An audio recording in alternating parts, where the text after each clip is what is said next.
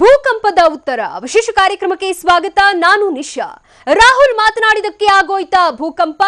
AICC ಉಪಾಧ್ಯಕ್ಷನ ಮಾತಿಗೆ ಟಾಂಗ್ ಕೊಟ್ಟ ಮೋದಿ. ಖರ್ಗೆ ನಾಯಿ ಮಾತಿಗೂ ತಿರುಗೇಟು ನೀಡಿದ ಪ್ರಧಾನಿ. ಸಂಸತ್ನಲ್ಲಿ ಮೋದಿ ಭಾಷಣದಲ್ಲಿ ಏನೇನಿದೆ? ಇದೇ ಹೊತ್ತಿನ ವಿಶೇಷ.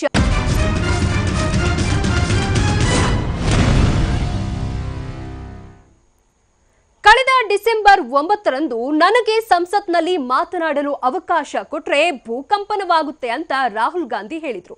ಇದಕ್ಕೆ ಇವತ್ತು ನಿನ್ನೆ ನಡೆದ ಭೂಕಂಪವನ್ನ ತಳುಕು ಹಾಕಿದ ಪ್ರಧಾನಿ ಸಂಸತ್ನಲ್ಲಿ ರಾಹುಲ್ ಗಾಂಧಿಗೆ ಟಾಂಗ್ ನೀಡಿದ್ರು. एक महीने से हम डिमोनेटाइजेशन पे चर्चा करना चाहते हैं. हम चाहते हैं कि सरकार हाउस के अंदर हमारे साथ डिबेट करे और जैसे मैंने कहा दूध का दूध पानी का पानी हो जाएगा. प्रधानमंत्री पूरे देश में भाषण दे रहे हैं मगर लोकसभा में आने से डर रहे हैं. हाउस में है मगर लोकसभा में बैठने को तैयार नहीं है. क्या कारण है? हम क्या बोलेंगे? इतनी घबराहट क्यों है? पहले काले धन की बात की, वहां से काउंटरफिट की ओर बहुत दौड़े, काउंटरफिट के बाद कैशलेस में गए. आइए अंदर आइए, बात करिए हमारे साथ. हम करेंगे बात, आप करेंगे बात, देश को पूरा पता चल जाएगा डिमोनेटाइजेशन क्या है, किसको इससे फायदा मिला, किसकी मदद हो रही है, किसका नुकसान हो रहा है और ये क्यों किया गया है. ये मैं आपको बता रहा हूं हिंदुस्तान का हिस्ट्री का सबसे बड़ा स्कैम है. पूरा का पूरा मैं अंदर बोलूंगा. मोदी जी बैठ नहीं पाएंगे. धन्यवाद. आप तो बोलने से रोक रहे हैं क्या? और क्या मुझे बोलने से रोक रहे हैं? मैं तैयार हूं, 1 महीने से तैयार हूं. सरकार कह रही कि सरकार ने कहा कि आज हम भाषण करने देंगे, लेकिन वो कह रहे हैं कि माफी मांगनी चाहिए. आपने इतने दिन नहीं देखिए कुछ खराब नहीं किया है. सरकार तैयार नहीं. सरकार ने हमें कहा कि भाषण होना चाहिए, हमने कहा हाँ करवाइए और फिर सरकार दौड़ गई वहां. रियलिटी जो राष्ट्रपति जी ने कहा उसमें आप क्या कहेंगे राहुल? वो सब ठीक है. मैं हाउस के नहीं, वो सब ठीक है. मैं हाउस के अंदर डिमोनेटाइजेशन पे बात करना चाहता हूं, चर्चा करना चाहता हूं. जो जनता के दिल में बात है वो कहना चाहता हूं, जो गरीब लोगों के दिल में बात है वो कहना चाहता हूं. और ये जो पूरा का पूरा नरेंद्र मोदी जी ने अकेले हिंदुस्तान का सबसे बड़ा स्कैम किया है उसके बारे में बताना चाहता हूं और इसके पीछे क्या है ये भी बताना चाहता हूं. और मुझे रोका जा रहा है. So basically you are saying you are going to prove in the parliament. 100%. If they allow me to speak in parliament, you will see what an earthquake is going to come. मैं सोच रहा था कि आखिर भूकंप आया क्यों. जब कोई स्कैम में भी सेवा का भाव देखता है, स्कैम में भी नम्रता का भाव देखता है, तो सिर्फ मां नहीं धरती मां भी दुखी हो जाती है और तब जाकर के भूकंप आता है. ಇನ್ನು ಭೂಕಂಪ ಯಾಕಾಯಿತು ಅಂತ ವ್ಯಂಗ್ಯವಾಡಿದ ಮೋದಿ ಅದಕ್ಕೆ ಕಾರಣವನ್ನು ತಿಳಿಸಿದ್ರು. ಅಲ್ಲದೆ ಭೂಕಂಪ ಆಗುವುದಕ್ಕೆ ಸ್ಕ್ಯಾಮ್ ಅನ್ನ ಸೇವೆ ಅಂತ ತಿಳ್ಕೊಳ್ಳೋದ್ರಿಂದಲೇ ಭೂಕಂಪ ಆಗುತ್ತೆ ಎಂದ್ರು. मैं सोच रहा था कि आखिर भूकंप आया क्यों. जब कोई स्कैम में भी सेवा का भाव देखता है, स्कैम में भी नम्रता का भाव देखता है, तो सिर्फ मां नहीं धरती मां भी दुखी हो जाती है और तब जाकर के भूकंप आता है. मोदी जी ने अंग्रेजी में SCAM दिया, मैं भी उनका जवाब दे देता हूं कि इस SCM का मतलब क्या है. S का मतलब सेवा, सर्विस, गरीब लोगों के लिए.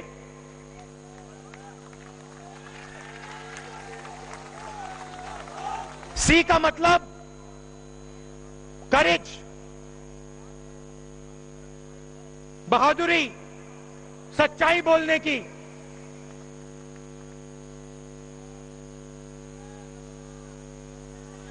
ए का मतलब एबिलिटी, वायदे पूरे करने की क्षमता, और एम का मतलब मॉडेस्टी, इस बात को मानना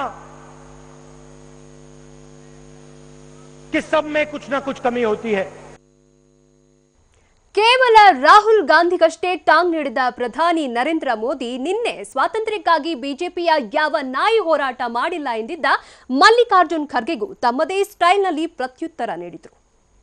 व्हाइट रेवोल्यूशन हमने लाया, जो गुजरात से दूध अब कलकत्ता तक जाता है, बंबई तक जाता है, उसका क्रेडिट अगर आप किसी को देना है तो कांग्रेस पार्टी को, यूपीए गवर्नमेंट को, इंदिरा गांधी को, पंडित जवाहरलाल नेहरू जी को दीजिए। क्यों? आप बात उठते ही 70 साल में क्या हुआ, 60 साल में क्या हुआ? अरे अगर कुछ भी नहीं होता तो आप लोग जिंदा नहीं रहते थे। अगर कुछ भी नहीं होता इस देश में प्रजातंत्र नहीं बसती थी। अगर कुछ भी नहीं होता तो इस संविधान की रक्षा नहीं होती थी। अगर किसी ने किया इस देश के संविधान को बचाने का काम, लोकतंत्र को बचाने का काम अगर किसी ने किया, हमने किया। इसीलिए आज मोदी साहब यहाँ पर एक गरीब कुटुंब से आते हुए भी इस देश के प्रधानमंत्री बने। इसका क्रेडिट किसको जाता है? तो डेमोक्रेसी को जिंदा रखने वाले कांग्रेस पार्टी को जाता है। और हमसे पूछ रहे हो हमने क्या किया देश के लिए? हमने क्या किया? अरे हमने इसीलिए अरे उस वक्त तो डिक्लेयर्ड इमरजेंसी थी, उस वक्त तो डिक्लेयर्ड इमरजेंसी, आज तो बगैर डिक्लेयर इमरजेंसी है। अरे कोई पत्रकार ठीक बोल नहीं सकता, कोई टीवी वाला सुन नहीं सकता, कोई लोग जोर से बोल नहीं सकते, और अपने धर्म के अनुसार वो चल भी नहीं सकते। अगर चले तो वो बोलते हैं सनातन धर्म के खिलाफ है। मैं बोलता हूं सनातन धर्म आपके लिए है। आप में, वीरेंद्र सिंह जी, आप में और उनमें बहुत फर्क है। जो दयानंद सरस्वती जी और आप में सनातन धर्म में बड़ा फर्क है। स्वामी विवेकानंद आप में बड़ा फर्क है। अरे सुनो, आप मैं कहीं में हूं बाद में बताऊंगा, लेकिन आप जो बात करते हैं ना, ये देश को डुबाने की बात करते हैं, तोड़ने की बात करते हैं, समाज को तोड़ने की बात करते हैं। इन द नेम ऑफ सनातन धर्म you want that people should be divided. आप इस पे नहीं चल रहे। अरे एक तो आध्यात्मिक बात करते हो और दूसरी तरफ लोगों को तंग होने का, भगवान के नाम लेते हो इमोशनली एक्सप्लॉइट करने के लिए। तो इसीलिए ऐसा लूज स्टॉक मत करो, गंभीरता से बात करो ताकि देश एकजुट रहे। सबसे देश बड़ा है, देश से बड़ा कोई नहीं है, हम मानते हैं। उसके लिए तो सारे लोग हमारे कुर्बान दिए, गांधी जी कुर्बान दिए, इंदिरा जी कुर्बान दिए, राजू जी कुर्बान दिए। हर युग में इतिहास को जानने का, इतिहास को जीने का प्रयास आवश्यक होता है। उस समय हम थे या नहीं थे, हमारे कुत्ते भी थे या नहीं थे, औरों के कुत्ते हो सकते हैं।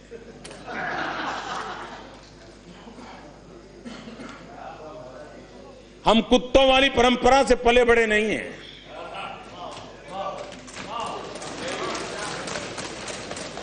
लेकिन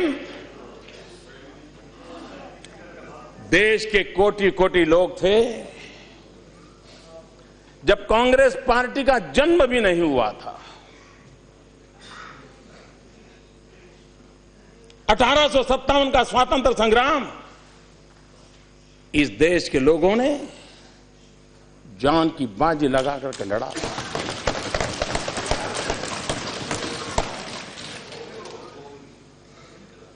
और सबने मिल करके लड़ा था। संप्रदाय की कोई भेद रेखा नहीं थी।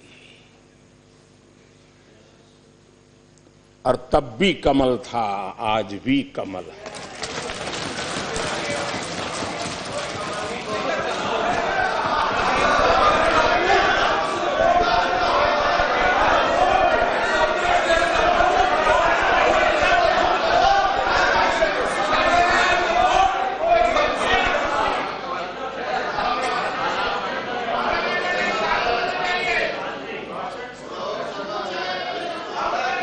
यहां बहुत ऐसे लोग हैं जो मेरी तरह आजादी के बाद पैदा हुए हैं, और इसलिए हम में से बहुत लोग हैं जिनको आजादी के लड़ाई में सौभाग्य नहीं मिला, लेकिन देश के लिए जीने का तो सौभाग्य मिला है और हम जीने की कोशिश कर रहे हैं।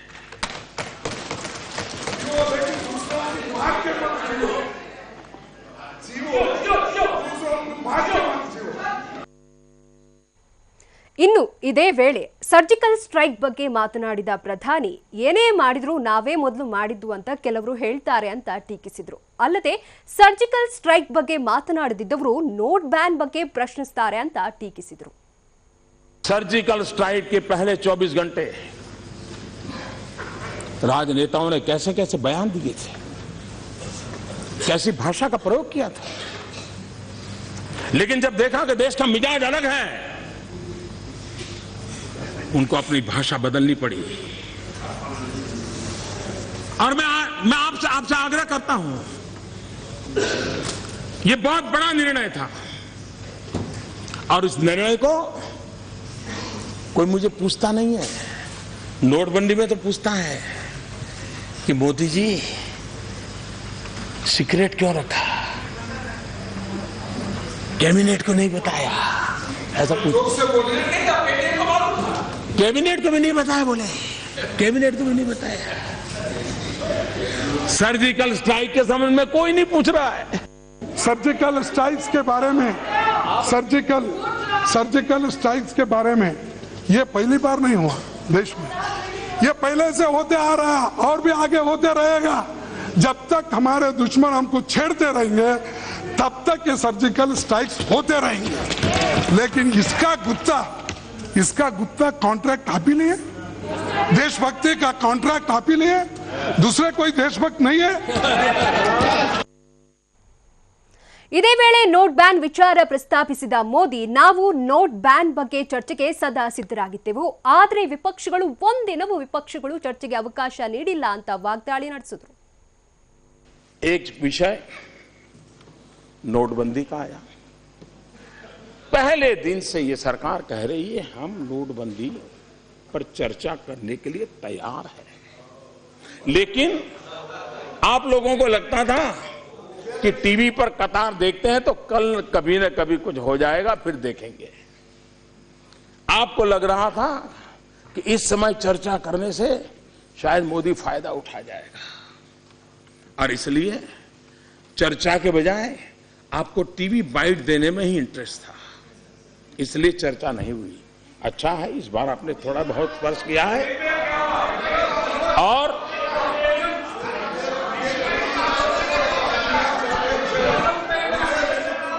Nothing. Only Prime Minister statement. Nothing. 17 days बर्बाद किया आपने सदन को. कितना बड़ा बदलाव आया है, और मुझे विश्वास है कि जो बारीकी से चीजों का अध्ययन करते हैं, अब तक उनका ध्यान नहीं गया है तो मैं चाहूंगा कि उनका ध्यान जाए.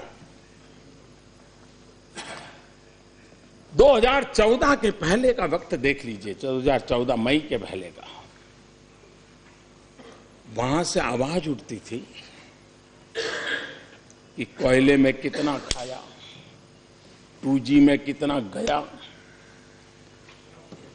जल करप्शन में कितना गया, वायु करप्शन में कितना गया, आसमान के करप्शन में कितना गया, कितने लाख गए, यही वहां से आवाज आती थी.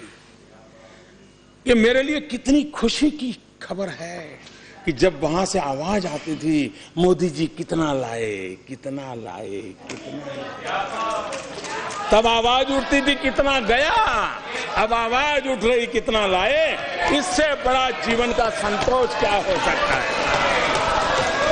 इससे बड़ा जीवन का यही तो सही कदम है. ಇನ್ನು ಬೇನಾಮಿ ಆಸ್ತಿಯ ಬಗ್ಗೆಯೂ ಕೂಡ ಪ್ರಧಾನಿ ಮೋದಿ ಮಾತನಾಡಿದ್ದಾರೆ. ಅದನ್ನ ನೋಡೋಣ ಚಿಕ್ಕದೊಂದು ಬ್ರೇಕ್ನ ನಂತರ.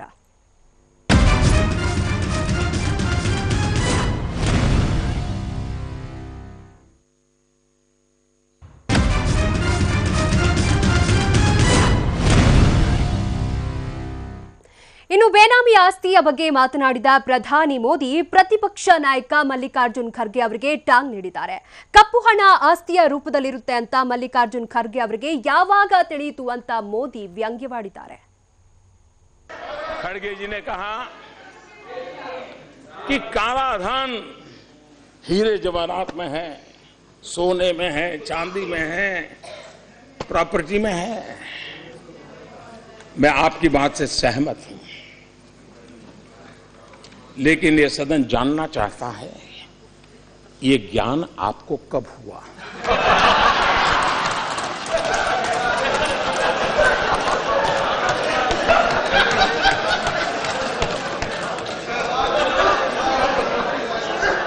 क्योंकि इस बात का कोई इनकार नहीं कर सकता है कि भ्रष्टाचार का प्रारंभ नगद से होता है. उसकी शुरुआत नगद से होती है, परिणाम में प्रॉपर्टी होती है, परिणाम में ज्वेलरी होती है, परिणाम में गोल्ड होता है. शुरुआत नगद से होती है. ಭ್ರಷ್ಟಾಚಾರ ಹಾಗೂ ಬ್ಲಾಕ್ ಮನಿ ಬಗ್ಗೆ ಮಾತನಾಡಿದ ಪ್ರಧಾನಿ ನರೇಂದ್ರ ಮೋದಿ ರಾಜೀವ್ ಗಾಂಧಿ ಜಾರಿಗೆ ತರಲು ಹೊರಟಿದ್ದ ಬೇನಾಮಿ ಆಸ್ತಿ ಕಾಯ್ದೆ ಯಾಕೆ ಜಾರಿಯಾಗಿಲ್ಲ ಅಂತ ಪ್ರಶ್ನಿಸಿದ್ರು. ಅಲ್ಲದೆ ಅದನ್ನ ನಾವು ತರ್ತೀವಿ ಎಂದ್ರು. जरा आप लोग बताइए, 1988 में जब समान राजीव गांधी देश के प्रधानमंत्री थे, पंडित नेहरू से भी ज्यादा बहुमत इस सदन में आपके पास था, दोनों सदन में आपके पास था. पंचायत से पार्लियामेंट तक सब कुछ आपके कब्जे में था. आप ही आप थे, कोई नहीं था. 1988 में आपने बेनामी संपत्ति का कानून बनाया. आपको जो ज्ञान आज हुआ है, क्या कारण था कि 26 साल तक उस कानून को नोटिफाई नहीं किया गया? क्या कारण था उसको दबाव कर? अगर उस समय नोटिफाई किया होता तो जो ज्ञान आज आपको हुआ है, 26 साल पहले की स्थिति थोड़ी ठीक थी. देश बहुत जल्दी साफ सुथरा होने की दिशा में एक काम हो जाता.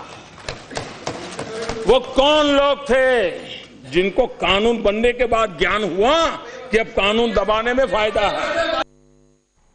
ಇನ್ನು ತಮ್ಮ ಭಾಷಣದಲ್ಲಿ ಪ್ರಧಾನಿ ಮೋದಿ ಕೇಂದ್ರ ಸರ್ಕಾರ ಹಾಗೂ ರಾಜ್ಯ ಸರ್ಕಾರಗಳ ಚುನಾವಣೆಯನ್ನ ಏಕಕಾಲಕ್ಕೆ ನಡೆಸುವ ಬಗ್ಗೆ ಪ್ರಸ್ತಾಪಿಸಿದರು. ಇದಕ್ಕೆ ಅವರು ಕೊಟ್ಟ ಕಾರಣ ಏನು ಅನ್ನೋದನ್ನ ಅವರು ಹೇಳ್ತಾರೆ, ಕೇಳಿ. लोकसभा और विधानसभाओं के चुनाव साथ साथ होने की दिशा में सोचने का समय आ गया है. इसको राजनीतिक तराजू से न तोला जाए. तत्कालीन हर किसी को थोड़ा बहुत नुकसान होगा, हर किसी को थोड़ा बहुत होगा, लेकिन इस विषय पर गंभीरता से सोचने की आवश्यकता है. आज हर वर्ष 5-7 राज्यों में चुनाव होते ही रहते हैं. 1 करोड़ से ज्यादा सरकारी मुलाजिम कभी न कभी चुनावों में लगे रहते हैं. सबसे ज्यादा नुकसान शिक्षा क्षेत्र से जुड़े हुए हमारे अध्यापकों प्राध्यापकों को चुनाव के काम में जाना पड़ता है. हमारे भविष्य की पीढ़ी को नुकसान हो रहा है, बार बार चुनाव के कारण हो रहा है. और उसके कारण खर्च में भी बहुत बड़ी वृद्धि हो रही है. और इसलिए 2009 का जो लोकसभा का चुनाव हुआ तो 1100 करोड़ का खर्च हुआ था, और 2014 का लोकसभा का चुनाव हुआ 4000 करोड़ से भी ज्यादा हुआ. आप कल्पना कर सकते हैं इस गरीब देश पर, ये गरीब देश पर कितना बोझ पड़ रहा है. आज कानून व्यवस्था की दृष्टि से अनेक नई नई चुनौतियां आ रही है. प्राकृतिक संकटों के कारण भी सिक्योरिटी फोर्स की मदद लगती है. दुनिया भर में फैल रहा आतंकवाद और हमारे दुश्मन देश जिस प्रकार से हरकतें कर रहे हैं, हमारी सिक्योरिटी फोर्स को उसमें ताक लें. इतना बड़ा काम बढ़ता जा रहा है. दूसरी तरफ सिक्योरिटी फोर्सेस की ज्यादातर शक्ति चुनावी प्रबंधनों में लगाई जानी पड़ रही, उनको भेजना पड़ रहा है. इन संकट को हम समझे और एक दीर्घदृष्टा के रूप में कोई एक दल इसका निर्णय नहीं कर सकता है, सरकार इसका निर्णय कतई नहीं कर सकती है, लेकिन अनुभव के आधार पर जिम्मेवार लोगों ने मिल करके इस समस्या का समाधान हमने खोजना होगा, हमें रास्ता खोजना होगा। और राष्ट्रपति जी ने जो चर्चा निकाली है उस चर्चा को हमने आगे बढ़ाना चाहिए। उनका धन्यवाद करते हुए उनके धन्यवाद के लिए हम लोगों ने प्रयास करना चाहिए। ಇವೆಲ್ಲದರ ಜೊತೆ ಪದೇ ಪದೇ ಪ್ರತಿಪಕ್ಷಗಳು ನೋಟ್ ಬ್ಯಾನ್ ನಿಯಮ ಬದಲಿಸಿದ್ದನ್ನ ಟೀಕಿಸಿದ ಪ್ರಧಾನಿ ನರೇಂದ್ರ ಮೋದಿ ಪ್ರತಿಯೊಂದು ಜನಪರ ಯೋಜನೆಗೂ ಅದರದ್ದೇ ವಿಶೇಷವಾದ ಗುರಿ ಇರುತ್ತೆ. ಹಾಗೆ ನೋಡಿದ್ರೆ 1035 ಬಾರಿ ಮನ್ರೇಗಾ ಯೋಜನೆ ನಿಯಮ ಬದಲಿಸಿದ್ದೀರಿ ಅಂತ ವಿಪಕ್ಷಗಳನ್ನ ಪ್ರಶ್ನಿಸಿದ್ರು. हिंदुस्तान में फूड फॉर वर्क के नाम से कई योजना 9 देश आजाद होने के बाद 9 प्रकार की अलग अलग नामों से चली हुई योजना चलते चलते चलते अब उसने एक नाम लिया जिसको मनरेगा कहते हैं। कई यात्रा करके आया हुआ है और हर राज्य में जहां कम्युनिस्टों की सरकार थी उन्होंने भी पश्चिम बंगाल में किया था, जहां शरद पवार की सरकार थी महाराष्ट्र में किया था, गुजरात में भी जो कांग्रेस की सरकार, हर देश में किसी ने आजादी के बाद इस प्रकार के काम किए ही किए, हर किसी ने किए थे। तो कोई नई चीज नहीं थी लेकिन नाम नया था। लेकिन देश को और आपको खुद को भी जान करके आश्चर्य होगा कि शांत रूप से इतने सालों से चली हुई योजना के बाद भी मनरेगा में 1035 बार परिवर्तन किए हैं। 1035 बार नियम बदले गए। आप कभी अपने तो आईने में झांकिए। और उस समय तो लड़ाई नहीं थी, इतने बड़े दबाव में काम करना नहीं था। क्या कारण था कि मनरेगा जैसा एक जो लंबे अरसे से चल रहा था उसको भी आपको लाने के बाद 1035 बार उसमें परिवर्तन करने पड़े। ಇವೆಲ್ಲದರ ನಡುವೆ ಬಜೆಟ್ ಮಂಡನೆಯ ಸಮಯದ ಬಗ್ಗೆ ಹಾಸ್ಯ ಮಾಡಿದ ಪ್ರಧಾನಿ ಅದರಲ್ಲೂ ಪ್ರತಿಪಕ್ಷ ಕಾಂಗ್ರೆಸ್ ಅನ್ನ ಪರೋಕ್ಷವಾಗಿ ಟಾಂಗ್ ನೀಡಿದ್ರು. क्या कारण था कि आजादी के कई वर्षों तक बजट शाम को 5 बजे आता था? किसी ने सोचा नहीं बस 5 बजे चल रहा है। क्यों चल रहा है भाई? 5 बजे इसलिए बजट चलता था कि यूके की पार्लियामेंट के टाइम के हिसाब से हिंदुस्तान में अंग्रेजों के जमाने से शाम को 5 बजे बजट आया। अब हमने उसको ही चालू रखा। और हम बहुत कम लोगों को मालूम होगा, हम घड़ी ऐसे पकड़ते हैं तो इंडियन टाइम है, लेकिन घड़ी ऐसे पकड़ते हैं तो लंदन टाइम है। आपके पास घड़ी है तो देख लीजिए। उसी प्रकार से हाँ, ये दिखाने के लिए ताकि कई लोगों को बहुत चीजें समझ नहीं आती, पता नहीं क्या।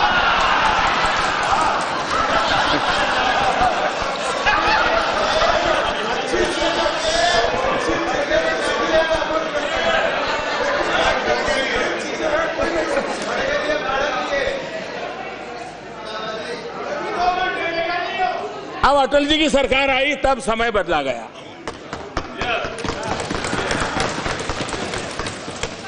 हमारा भी प्रयास है। और जब आपकी सरकार थी तब आप लोगों ने भी बजट के समय के संबंध में कमेटी बनाई थी, उसका विस्तृत रिपोर्ट है।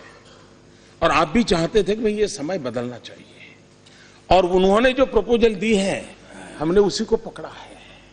लेकिन आप लोग नहीं कर पाए क्योंकि आपकी प्रायोरिटी अलग है। आप चाहते नहीं थे ऐसा नहीं है, लेकिन उस प्रायोरिटी में नंबर कब लगेगा? तो इसलिए जो बातें आपके समय हुई है उन बातों को ये बड़े गर्व से कहना चाहिए आपको। फायदा उठाइए ना, ये तो हमारे समय हुआ था।